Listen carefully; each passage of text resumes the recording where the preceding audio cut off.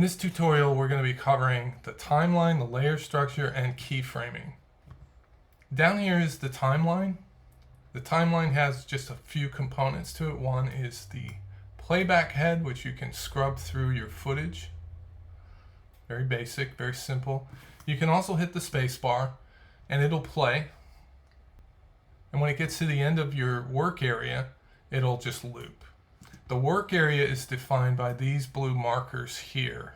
You can trim down the work area to be a small or select section of your footage.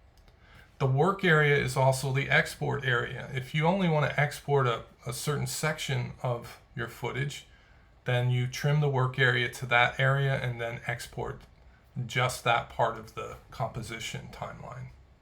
Down here is the viewport for the timeline. If you zoom in, you can actually go down and see frame by frame what's happening. Over here are the layers. The layers, when you're working in 2D space, are hierarchical. Right now, the basketball is on top of the footage, meaning it's visible. If we switch the hierarchy, the ball disappears. It's still there. It's just being hidden by this footage. When we look at the layers, we're in what's called switches mode.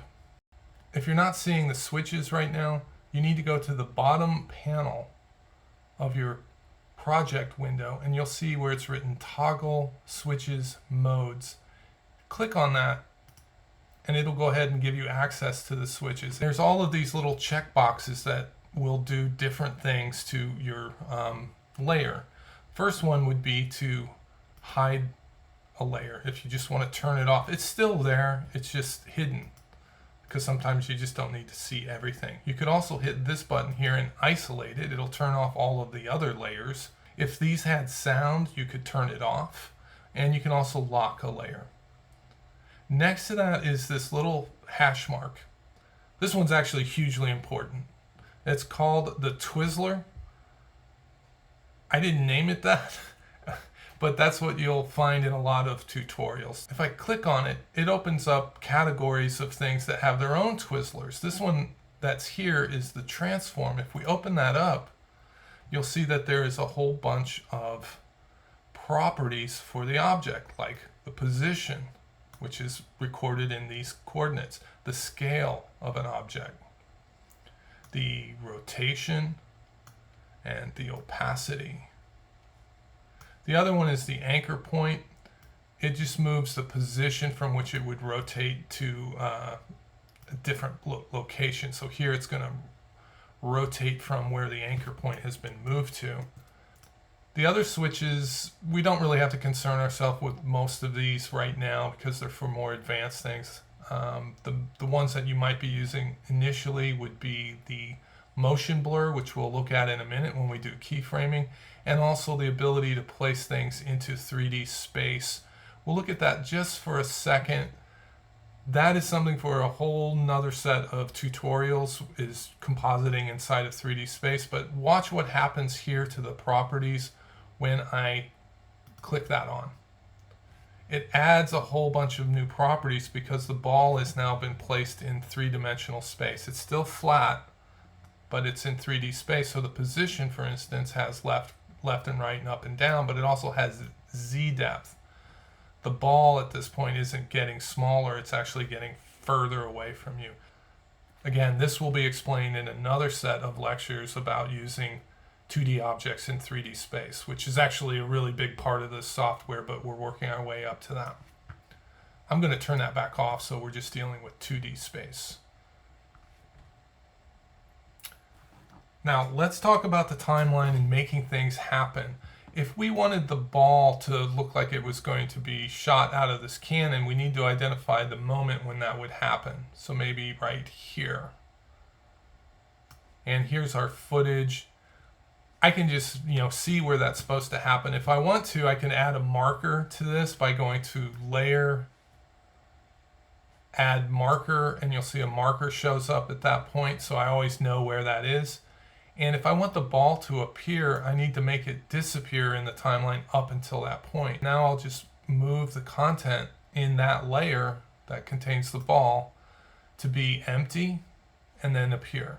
And if we hit play, you'll see the ball appears. Now, if I wanted it to look like it was coming out of the cannon, first thing I would do is position it here. I might scale it down a little bit. And this is where we get to keyframing. This is a huge part of the software. Almost everything in After Effects can be keyframed. In fact, it should be, in order to make things look the way you want to. And it's done through this process of keyframing. The first thing you want to do is identify the property that you want to keyframe. In this case, we want to start with a position. And when you look at properties, again, like the position property or the scale, they have a little marker next to them called the stopwatch. Almost everything will have this little marker next to it, meaning it can be keyframed. So what you do is turn on the keyframing capacity of that property. It's basically a toggle switch. It's either off or on. A marker has shown up in the timeline. It's actually a keyframe. That's your first keyframe, and it's recording the position of the ball wherever it is at that point. In order for keyframing to work, you have to have at least 2 keyframes. You can have more than that, but you have to have at least 2 keyframes separated by a certain amount of time. I'm going to give it some time, and now I'm going to reposition the ball. I'll position the ball here. We'll now watch that, and the ball falls out. Now, if I want the ball to be moving in this direction, I can go back to that keyframe. If you hold the shift key down, by the way, it'll snap to these, so that's very useful. And I can say, I want the ball to go over here, off frame. I want it to leave frame. And there it goes. I want this to happen faster or slower. If I wanted it to happen slower, I give it more time to do the exact same move. But I want it to happen faster, so I'm going to go ahead and say, let's have that happen really fast. And we looked at this one a minute ago, this switch called motion blur. If I turn that on, it adds a motion blur to an object. I'm going to have it be even faster. And that looks almost, looks a lot better, let's say. And this is where you might trim the work area. And you can keep watching and go like, does this look right? So we just learned how to keyframe. Let's just go over that process again, and then we'll do some keyframing on other properties. First, you need to identify what it is that you want to have happen on screen. In this case, I will just want the scooter to appear. You'll see that the scooter's in a separate layer. I would identify a property like the opacity and say, what does this do? Oh, I see. I could keyframe this. I'm going to start it at 0 and then say 1 second later, I want this to be at 100% and take a look at that. Check it out. Okay, that's cool. And then right here, I just want the scooter to fly off the screen. So I'm going to turn on the position at that point, and I want it to happen really fast. So I'm just going to move it off frame, and now we can watch that. And if I want that to look more dynamic, I can turn on the motion blur, fades in, zooms out. And if I want that to happen faster, I can just decrease the amount of time between those two. Now, one of the things that happens a lot with students is that if something's not looking right on screen, they're focusing here. And they ask me, why isn't this, it'll be like something like this, like, why is it moving so slow? They'll say, why isn't, it's supposed to be going faster, why isn't that happening? They're looking here, and when they ask me, I immediately go, let's see what's going on here. And then this tells me, oh, there's keyframes inside of here somewhere. And I'll say, well, it's happening here. So reduce that. So it's very important to be aware of what's happening with your keyframes. Let's just look at a couple of other things we can do with the keyframes. Let's just say we want the ball to be out of focus at first and then come into focus. So we would go to our effects column and then go to the blur and sharpen channel and pick one. I'll do this one called vector blur. And you'll see immediately the effects controls show up here, and you'll see the stopwatch is here. The first thing I'll do is say, well, I don't see any blur, and it's, well, the amount is set to 0. So I'll go, what does this do? Oh, that's kind of cool. I go, well, that's keyframeable. So I'll set it back to 0. And then if I look in the basketball layer, a new category has been added, which is the effect. And when I open it up, you'll see, oh, the blur effect is here. And now I see all of these same properties are also in the timeline. And usually this is where you will keyframe those. I'll turn on the keyframe for that amount. I'll say a whole bunch. And then by 2 seconds, maybe 1 second, we'll go back to 0. You can always just manually enter in a number. So now we have the ball kind of appearing that way.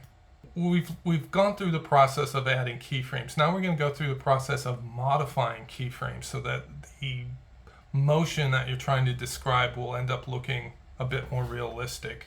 When I do this with keyframes, the keyframes that we add at the very beginning of this process are constant, meaning the rate of motion is going to be constant. It's a constant rate and then it stops. But that's not what happens in real life. In real life, we have physics involved. When that scooter starts up, it has to accelerate to a speed, and then when it stops, it has to decelerate. Keyframes can be modified to mimic that. The first thing you're going to do is highlight one of the keyframes that you want to add this property to, and you can go to the animation keyframe assistant, and they have these things called eases. We're going to ease out, and you'll see the icon for that changes. And now you see that the scooter has a more natural acceleration.